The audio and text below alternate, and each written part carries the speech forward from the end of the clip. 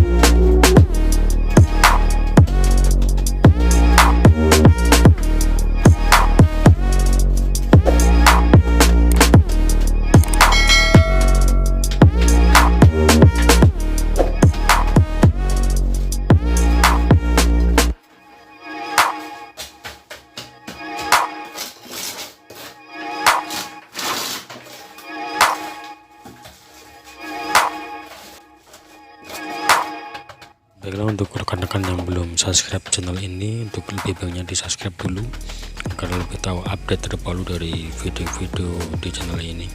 Ini saya terus selanjutnya diratakan dengan menggunakan papan permukaannya rata ya. Terus kita tarik saja seperti ini ya, kita tarik ratakan saja. Ini dengan menggunakan alat secukupnya karena ini. Dan selanjutnya saya injak-injak ini lantainya dengan kaki biar padat ya permukaannya. Kalau ada menggunakan alat lainnya seperti balok atau apa biar lebih padat lagi. Ini saya menggunakan kaki saya dengan bobot badan sendiri ya. Ini lumayan padat ya karena ini untuk kamar mandi saja, jadi tidak terlalu banyak orang yang singgah ke sini. Ini kamar mandi pribadi.